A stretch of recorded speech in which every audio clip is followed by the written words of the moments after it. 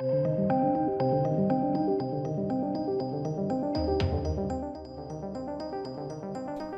ladies and gents, let's talk Obi-Wan Kenobi Episode 4. So, first and foremost, this show absolutely has its detractors and things like that. And, I'm not reviewing it as a Star Wars fan. I'm just not. I'm not a Star Wars fan.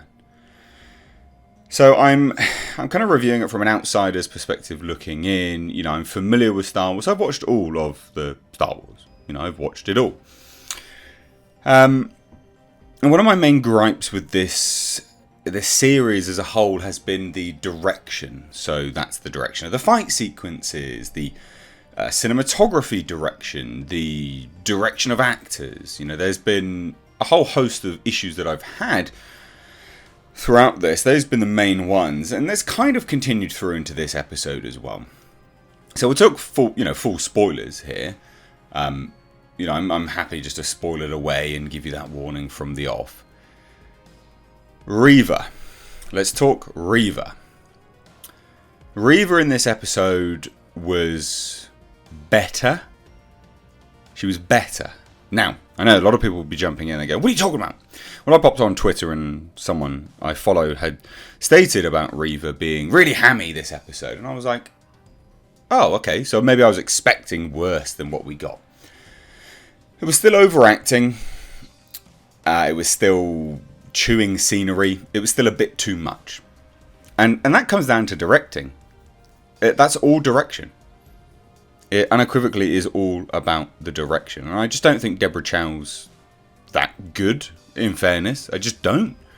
Not for this, anyway. I'll tell you what I would have liked to have seen. I would like to see a Bryce Dallas Howard directed Obi-Wan series. That's what I would like. Because Bryce Dallas Howard directed some of the best Mandalorian episodes. Some of the best. So I'd love to see her take this on. And the thing is it's very strange artistic choices all throughout this show. This episode especially was very strange. Some of the choices. Weird shaky camera moments. When Leia's about to be tortured. And it just... a whole host of very strange choices and decisions. Now, on a whole, I was entertained by this episode, but narratively speaking, it's falling apart. They have 2 more episodes to go until this series is done. They've just reclaimed Leia. We have no more backstory with respect to Reva, who is very important to this series. Evidently, by the amount of screen time she gets, she is the focus of this series.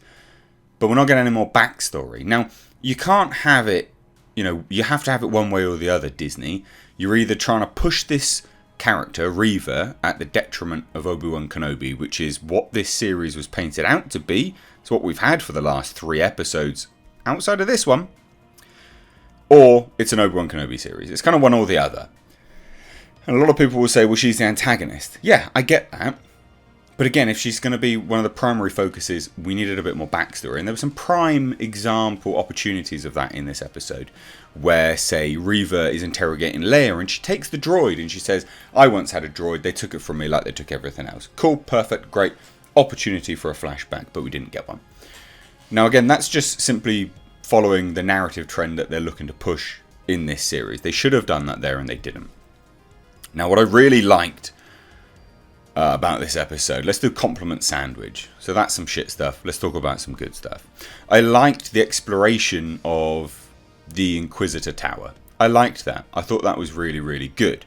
Missed opportunity though, ladies and gents. When Obi-Wan Kenobi comes in from underwater, we see a tentacle monster.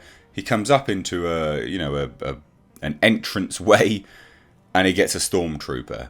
Now that would have been a perfect opportunity for a tentacle just to come up and grab the stormtrooper. Nice little nod to, say, prequels. And also just the original trilogy of where these aliens do interact with the humans. I think that was a massive missed opportunity. So there you go. Liked the underwater stuff. Liked the exploration of the Inquisitor Tower. Didn't like that missed opportunity. And it was a missed opportunity. Enjoyed the fact that it's actually a tomb. The old Jedi encased in amber-like solution. I think they're dead. I can't imagine they'd keep them alive. It's just a trophy room. I thought that was quite morbid, very in keeping with what the Empire is. So I liked that a lot. Now, another thing I didn't like about this whole episode was the compositing. Those speeders, when they came in to save the day, they were awful. At one point, a stormtrooper was bigger than the speeder.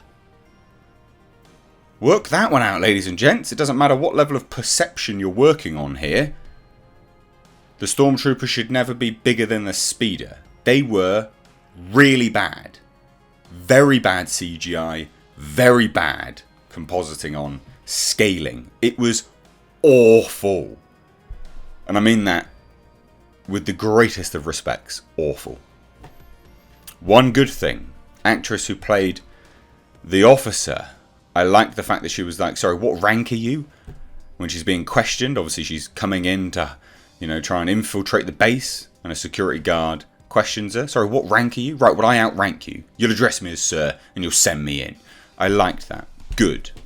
I also liked the fact that she said to Reva, no, of course I'm a spy. Yeah, I've been infiltrating these people. What are you talking about? I like that. Could have gone one or two ways. Enjoyed that a lot. Like the fact that she killed someone.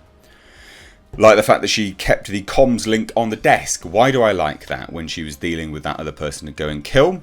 When she's communicating with Obi-Wan? Because it's a throwback to A New Hope. When the comms are kept on the desk and then they have to sort of reach back up and discuss it through. I like that a lot. I think that's really cool. Nice throwbacks. What I didn't like, Darth Vader and Obi-Wan Kenobi back to tank intro. It's like they're weirdly taking showers together. Very odd in terms of their if they're doing like a Force dyad shite, get out of here. No one wants to watch that. No one's interested in that nonsense. Right? That's sequel territory. No one cares. Don't bring that into this. I don't know what they were trying to depict.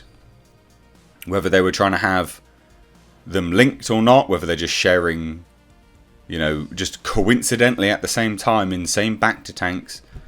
Having a thought about the same interaction. I think that was really dumb. One thing I didn't like as well, ladies and gents, and it doesn't make any sense, and I spoke to my friend about this.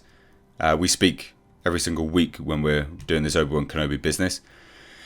And he's a massive Star Wars fan. And I said to him, look, last week you defended Darth Vader letting Obi-Wan Kenobi go because he was going to play with him. He was going to torture him, going to chase him. He was going to savor the moment. Then why on earth did he run into this Inquisitor tower and threaten to murder Reva because she let him escape? You let him escape last week, you dipshit. So, I didn't like that. I think that's really dumb. So, look, on a whole, I'm sure there's other things I could pull up about this episode. But, yeah, as much as I was entertained, very flawed episode. Very flawed episode. I don't know how they're going to wrap it up in 2 episodes now. They're already talking about second season. What are you going to do in a second season? Which then further doesn't break canon. I don't know. I don't have a lot of hope. But I'd love to hear your thoughts. Also, ladies and gentlemen, consider checking out my Teespring store. Supporting the channel via this way does go a long way. But also, not only that, you do get to wear some awesome merch. These are one-of-a-kind designs designed for me by my graphic designer. We, of course, have our Clown World line, which is in mugs, hoodies, t-shirts. We've got Space Jeebus. And then for something a little bit different, we, of course, have right down at the bottom right here, we have our Pulsar GTIR. Also, ladies and gentlemen, consider checking out and supporting my second channel, which is Car Nonsense. This is a vlog and car channel. You can find links to this in the description box along with my Teespring. Please do consider supporting.